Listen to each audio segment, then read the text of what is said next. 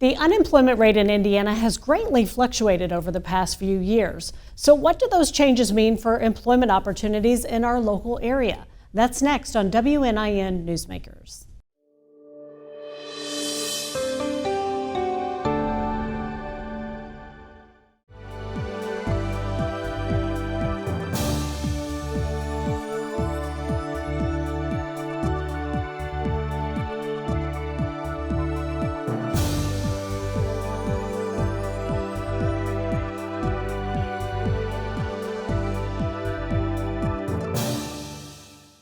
Well, here to talk about the current employment landscape within the Indiana job market is Valerie Schmidt from Southwest Indiana Workforce Board, an organization who provides workforce development resources within our area. Valerie, thanks so much for joining us. You are so welcome. It's my pleasure.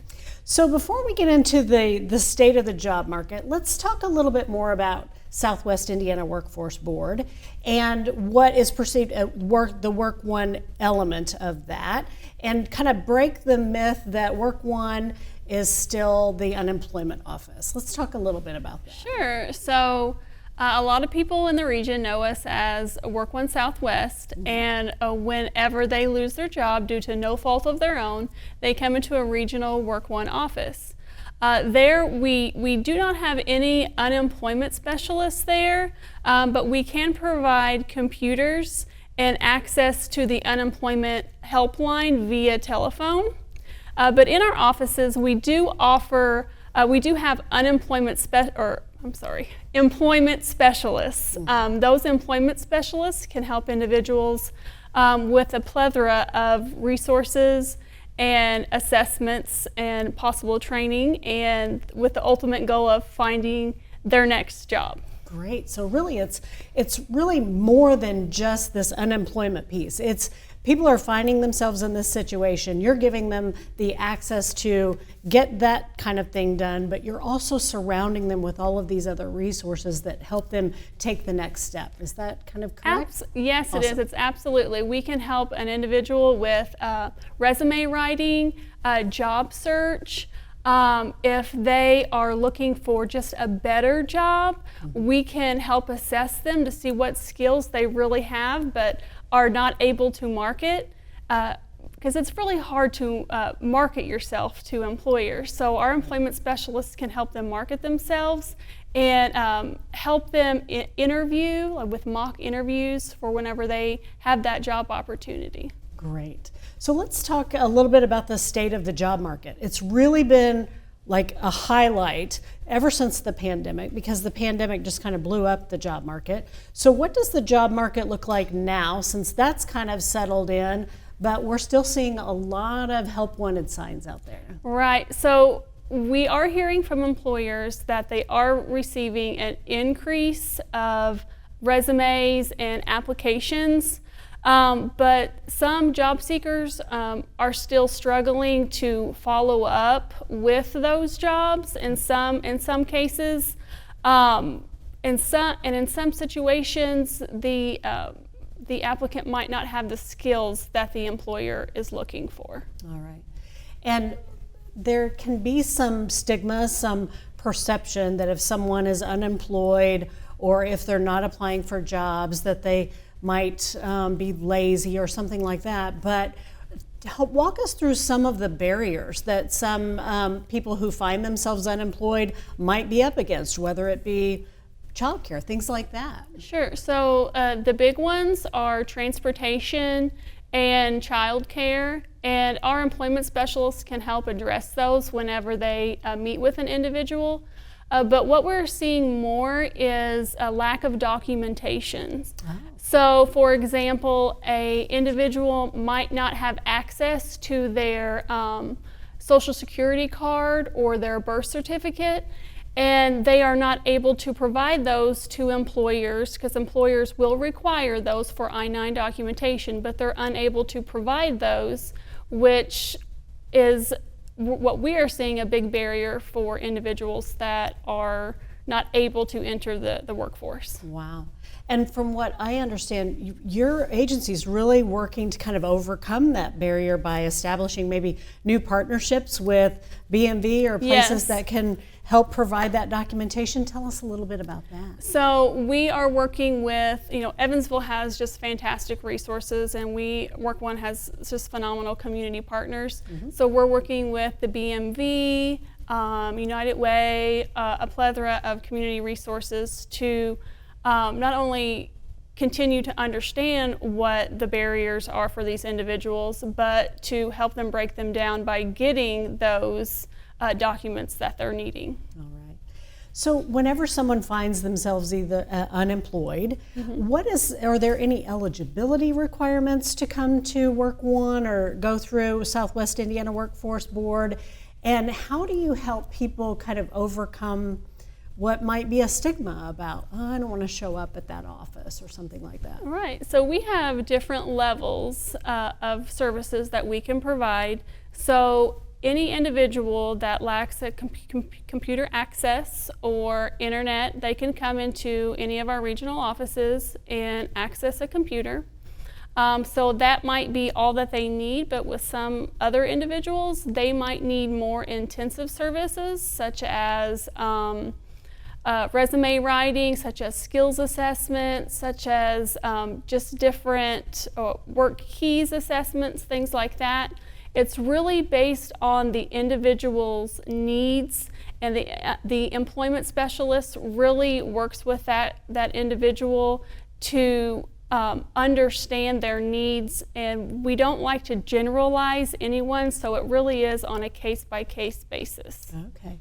And if someone finds themselves in need of services, do they just walk in? Do they need to call and make an appointment? How do they take that first step? So you can walk into any of our 5 regional offices, or you can get onto southwestindianaworkforceboard.org or swinworkforce.org, and you can find out about all of our services. Okay. So this is for an individual and a business. We do have business services on there as well.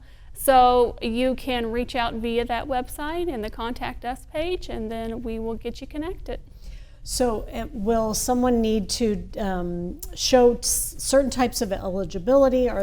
What if I'm working right now and I might be in a low to middle range wage job, and I want to advance my employment? I want to maybe either go back to school or see if I can get one of these other skilled jobs that's going to offer me some better wages and better benefits. Do I need to have any type of eligibility in order to try and utilize Work One, or how does that work? No, you just come into our office and sign in, and we'll sit you down with an employment specialist, and we'll see where you're at in your employment and where you want to be. Okay. And then we will work at getting you to where you want to be through assessments and our other wonderful community partners. Well, beyond just the job seekers, I'm sure we probably have a lot of business owners that are viewing our program as well. So what types of business relationships do you have and business services do you offer our community? So that's the good stuff in my eye. So being in business services, I reach out to the employers via, it could be just stopping in, or it could be them getting onto our website and wanting more information about business services. So we offer training grants, training reimbursement grants, job shadowing, work-based learning. So we can connect the business to the clients that are engaged in our services. So once we understand what occupations are open in a business and what skills they are looking for, I work with our employment specialists to see what individuals that they are working with, and we connect. So what's the typical timeline? If I'm a person that finds myself unemployed, say for example I'm laid off, I come into Work One, you start to work with me in matching job skills and potential opportunities. What's that timeline kind of look like? I know it varies per person, but then do you follow that individual as they kind of get settled into their new role to make sure that the match was a good one? Yes, so our ultimate goal is long-term employment. Right. Sometimes there is some training required to get them to that long-term employment goal.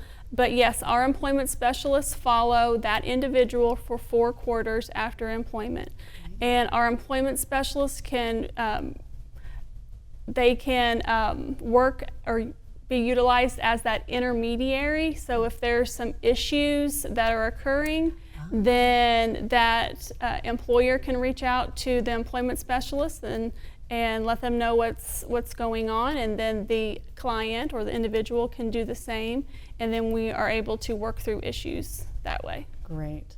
Well, I know through Talent EVV and through our larger community, we're really working on workforce development, really helping people get out of poverty and helping people get matched with these amazing jobs that are available. So I know Southwest Indiana Workforce Board is really kind of trying to get out into the community rather than just staying in your location off of Washington Avenue. So tell us a little bit about how you're doing that. So we have we received a grant through the United Way to be able to provide employment specialists into different areas of the region that don't have brick and mortar. So we have neighborhood navigators or mobile employment specialists into different areas downtown Evansville or in like Spencer and Warwick counties to where we can reach individuals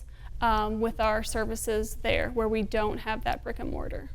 Wonderful. So if someone is maybe wanting to connect with Work One, maybe looking to kind of expand their employment opportunities, they don't necessarily have to go always to Washington Avenue, especially if they have a transportation barrier. They might be able to find one of these neighborhood navigators at maybe one of the nonprofit organizations. Is that who you normally partner with? Yeah, we partner with the nonprofit organizations, and we anyone can get on to swinworkforce.org, and there is a list of our neighborhood navigator locations on the website. So we mentioned a little bit about transportation in terms of barriers. As your employment specialists work with people who are looking for jobs, has childcare and some of these larger structural issues that we've talked about come up as a major barrier whenever it comes to workforce development and being able to fill some of these great jobs in our region? Childcare has definitely come up as a potential barrier for some families. What we do in that situation is we refer those individuals to our community partners that specialize in childcare. We don't pretend to be the experts in everything. We just know the experts, and we know where to send those individuals. Wonderful. So I know you mentioned your website, and they can walk into your new building on Washington Avenue. Maybe not quite so new anymore, right? We think it's still new.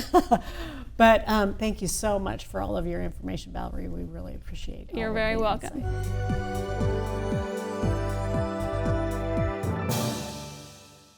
Well, businesses in the Evansville area are actively recruiting new employees, and here to discuss some of those recruitment efforts is Josh Kratochville, General Manager of International Revolving Doors. Josh, thanks so much for being here. Thanks for having me. So first off, tell us all about International Revolving Doors. So do you just put them in or what? So International Revolving Door manufactures and installs revolving doors. Primary markets are in Chicago and New York. These are kind of monumental entrances that we're putting in primarily in skyscrapers and building like that. We also put them into security applications if people want to control access. So it's really good for things like schools or banks or insurance institutions, things like that. So there's a wide range of things we're able to do. We're also, I consider, kind of a custom fabrication shop. So we have a wide range of capabilities in what we're able to manufacture in our facility. So we're talking about the workforce and kind of the challenge in recruiting efforts. So being this kind of custom machining or this custom manufacturing shop, what types of recruiting challenges are you seeing in your arena as opposed to just having someone on a line manufacturing? So recruiting is definitely one of the toughest jobs that we do. And I think it's one of the toughest jobs of any business owner, especially in today's climate. Our jobs are very specialized, skilled labor type jobs. So there's things such as TIG welding, CNC programming, different things like that. But all of our applications, for the most part, are custom applications on very thin gauge metal. So it's not like there's a one-size-fits-all type door that's out there. Almost all of these doors are different. They range anywhere from easy to make to very difficult to make. You know, a lot of times these are going into some of the highest profile buildings in the world, and they're the main focal point. So with that comes a lot of demands of making a beautiful product. So when it comes to quality, there's absolutely no exception. It has to be the best of the best when it comes to that. So, and everything we do is very ornamental. It's got to look beautiful for the entrance. Awesome. So whenever you're talking about this really custom work and these specialized skill sets, we've also had a lot of conversations about some of the skilled trades. People weren't going into the skilled trades, and now there's a real dearth of those types of craftsmen and craftspeople. So how do you recruit someone kind of that technical, and are you looking for people who already have a solid education in that realm, or are you doing some on-the-job training?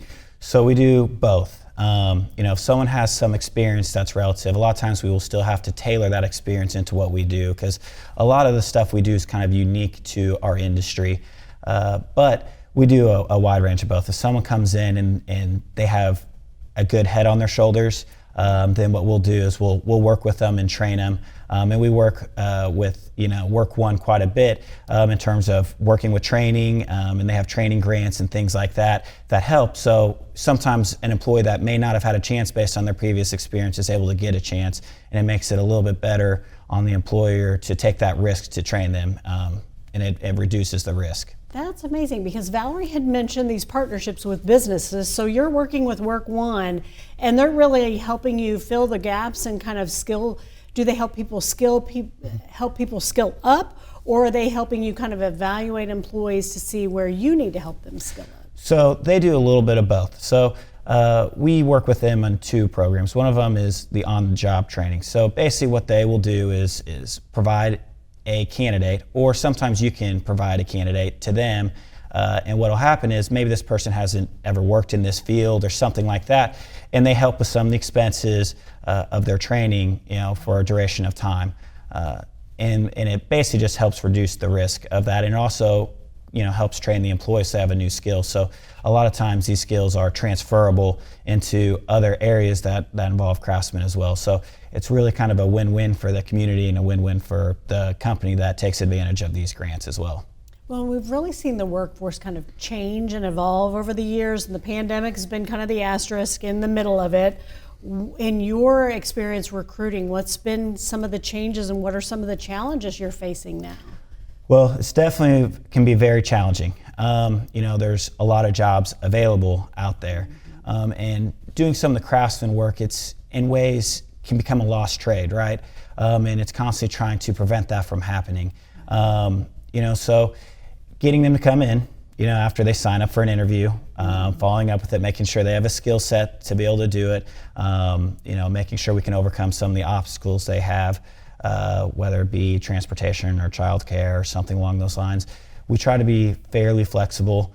We do have a plant and we have shifts and things like that, but we try to work with people. We understand that in our opinion, every case, family comes first, so we try to work with people as much as possible. So we've talked a lot about the barriers that people might have to becoming employed, but when someone's kind of talking with you about having a job, are they even upfront and honest with employers when they want that job that, I really don't have a car to get here, or I don't have transportation, or are they taking this job and then you're finding that they fall off later because they were never upfront about the barriers? So there's a little of all of that, I would say. So sometimes, they'll be upfront, and you can work with that. If people are upfront, I always tell them I appreciate honesty, and I'd rather honesty because then we can work with it. Then there's the applications of where everything's good until it's really not. Okay, and then that's a little bit harder to work with because all of a sudden your expectations are misaligned.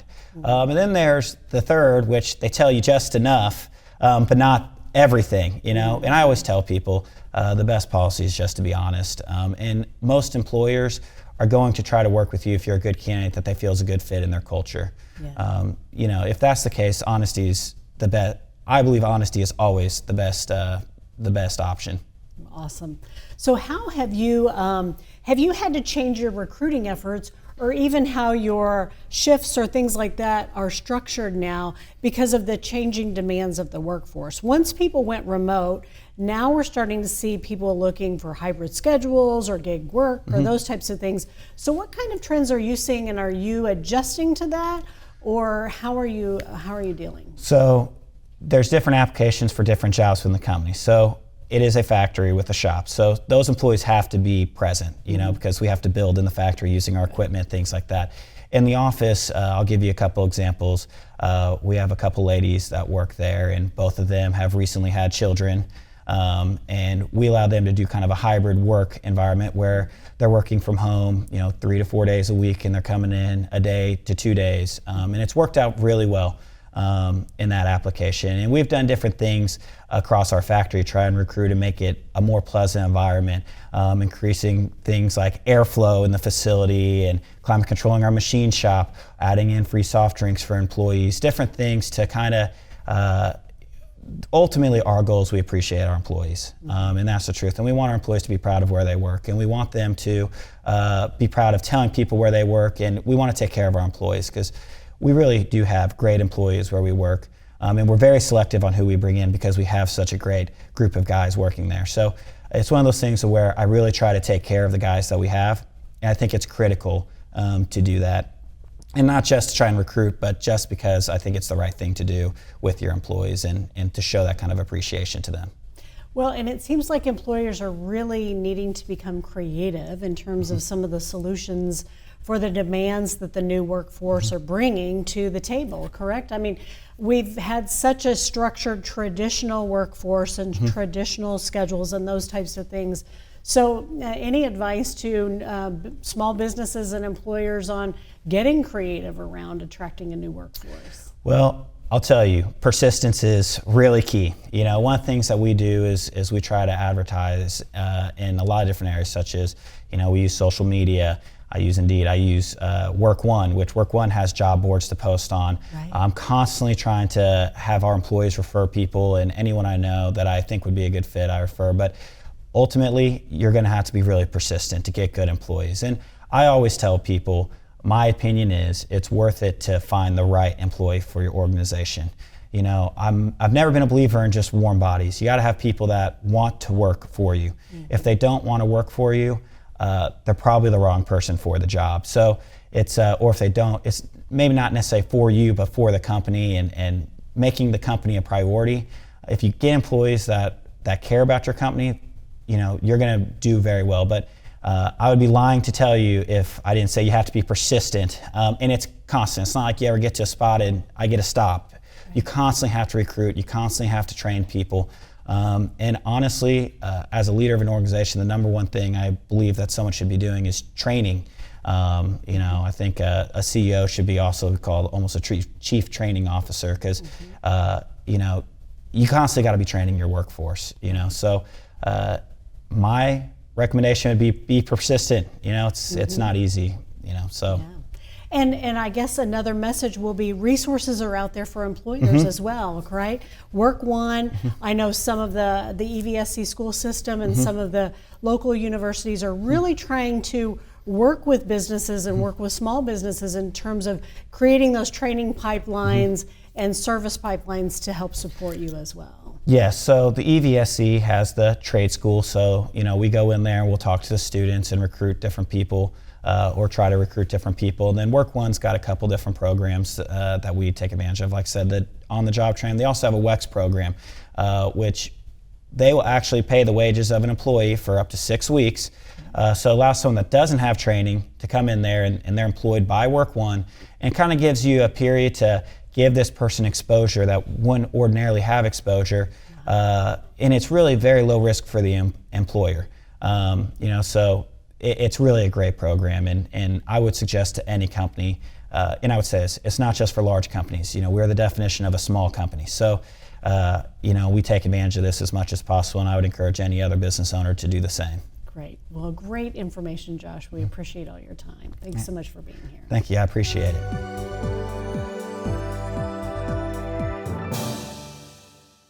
Thanks to our guests for this look at the workforce environment and how it is changing. Next week, we'll be discussing the challenges facing child care centers and its impact on parents. Thanks for watching WNIN Newsmakers.